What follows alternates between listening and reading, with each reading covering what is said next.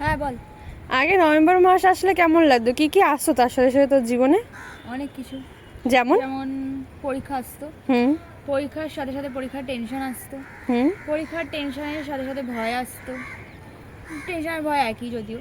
আচ্ছা, তারপরে পরীক্ষাটা চলে যাওয়ার পরেও শান্তি ছিল না, রেজাল্ট আসতো, রেজাল্টের জন্য আলাদা করে টেনশন আসতো।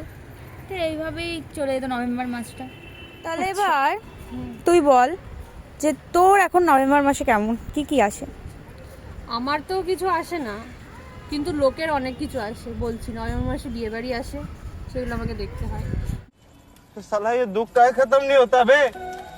সাথে সাথে আসে 1 মাস ধরে কিভাবে রূপচর্চা করব, তার জন্য কি কি খাবো, তারপরে কোন মেহেন্দি আর্টিস্টের কাছে মেহেন্দি পরবো, তারপরে কোন ব্রাইডাল মেকআপ আর্টিস্টের কাছে সাজবো, তারপরে বিয়ের নিমন্ত্রণের কার্ড কিভাবে সবাইকে দেব, কে কটা আইবুড়ো ভাত খেলো, তারপরে কে কিভাবে সাজলো, তার বন্ধুরা কিভাবে সাজলো সেটা, তারপরে শুভদৃষ্টির সময় পান পাতা সরিয়ে বউকে দেখার পর তার বর কতটা কাঁদলো, তারপর নাকে সিঁদুর পড়লো কিনা, এগুলোই আসে। কিন্তু আমার একটা নিমন্ত্রণ আসে না।